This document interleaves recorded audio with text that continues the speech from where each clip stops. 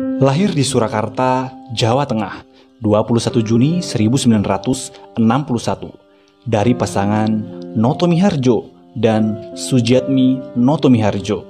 Jokowi adalah anak pertama dari 4 bersaudara. Jokowi dibesarkan dari keluarga sederhana. Bahkan dia mengalami beberapa kali pindah rumah karena tempat tinggalnya digusur. Berasal dari keluarga yang sangat sederhana, membuat Jokowi merasakan hidup yang sulit dan keras pada masa kecilnya. Pada saat ia duduk di Sekolah Dasar Negeri 111 Tirtoyoso, Surakarta, Jokowi telah menjadi seorang kuli panggul, ojek payung, dan pedagang. Hal tersebut ia lakukan hanya untuk membiayai kebutuhan sekolahnya, hingga makan sehari-hari.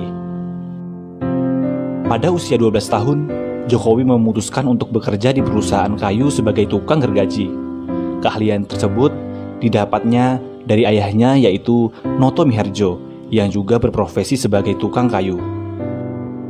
Di masa kecilnya, Jokowi juga telah merasakan pahitnya penggusuran ketika rumahnya 3 kali terkena penggusuran. Setelah lulus sekolah dasar, ia masuk di SMP Negeri 1 Surakarta, kemudian melanjutkan sekolahnya di SMA Negeri 6 Surakarta. Pada masa kuliah, Jokowi akhirnya diterima di jurusan Kehutanan Universitas Gadjah Mada. Di sana ia belajar sangat giat mengenai kayu, teknologi pengolahannya, serta pemanfaatannya. Setelah menyelesaikan kuliahnya pada tahun 1985, Jokowi akhirnya menikahi pujaan hatinya, Iriana, pada tanggal 24 Desember 1986 di kota Solo, yang kemudian memberinya 3 orang anak bernama Gibran Rakabuming, Kaisang Pangarep, dan Kahiyang Ayu. Di tahun yang sama, Jokowi pun merantau ke Aceh untuk mencari pekerjaan. Di sana ia bekerja di salah satu BUMN, PT Kertas Kraf Aceh.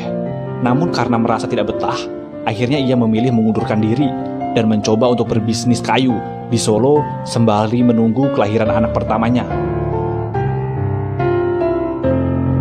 Sebelum memulai usahanya sendiri, Jokowi bekerja di perusahaan milik pamannya, di CV Roda Jati Solo. Setelah banyak pengalaman yang ia dapat dari sana, Jokowi memberanikan diri untuk membuka usaha mebel kayu sendiri pada tahun 1988 dengan membuat badan usahanya sendiri yang bernama CV Rakabu, yang terinspirasi dari nama anak pertamanya, yaitu Gibran Rakabuming.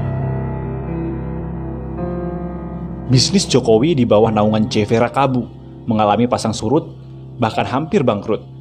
Namun pada tahun 1990, berkat pinjaman dana sebesar 30 juta rupiah dari ibunya, Jokowi kemudian mencoba bangkit kembali.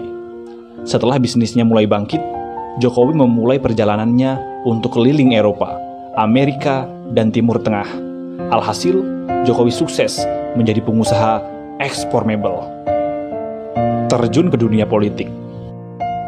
Pada saat Jokowi berkeliling Eropa untuk melakukan perjalanan bisnis mebelnya, ia pun mendapat inspirasi mengenai tata kota yang bersih serta rapi, yang akhirnya membuat Jokowi ingin menerapkannya di negara asalnya, yaitu Indonesia. Di tahun 2005, Jokowi mencalonkan diri menjadi calon wali kota Solo yang diusung oleh Partai Kebangkitan Bangsa dan PDI Perjuangan. Meskipun ia tidak memiliki pengalaman politik yang cukup, Jokowi akhirnya berhasil keluar sebagai pemenang dan menjadi wali kota Solo. Kemenangan Jokowi sebagai wali kota Solo menjadi pijakan awal Jokowi menuju kursi Presiden Indonesia.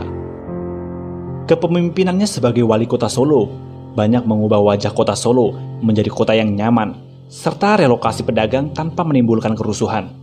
Jokowi juga dikenal sebagai pemimpin belusukan, yaitu sering berkeliling melihat langsung keadaan kotanya. Hasil kerja yang memuaskan membuat Jokowi berhasil menjadi wali kota Solo untuk kedua kalinya pada pilkada selanjutnya di tahun 2010. Dari situlah Jokowi kemudian mulai dikenal rakyat karena karakter yang sederhana serta prestasinya pada masa jabatannya menjadi wali kota Solo.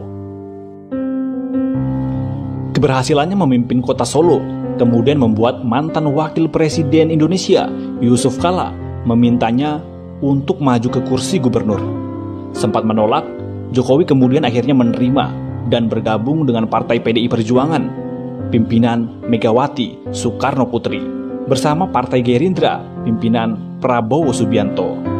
Jokowi akhirnya resmi mencalonkan diri sebagai Gubernur DKI Jakarta, berpasangan dengan Basuki Cahayapurnama, atau yang lebih dikenal sebagai Ahok.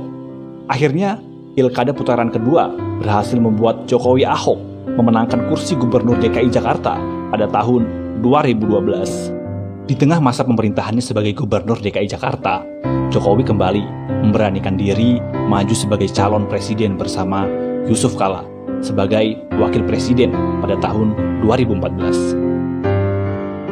Yang akhirnya pada bulan Juli 2014, hasil perhitungan suara oleh KPU Indonesia menyatakan Jokowi Yusuf Kala sebagai pemenang pada pemilihan presiden tahun 2014 setelah mengeluarkan banyak kebijakan baru pasca menjadi Presiden Republik Indonesia. Banyak timbulnya pro dan kontra dari masyarakat. Namun terlepas dari banyaknya kontroversi mengenai kebijakan Presiden Joko Widodo, Jokowi merupakan sosok yang patut menjadi perhatian. Bagaimana tidak?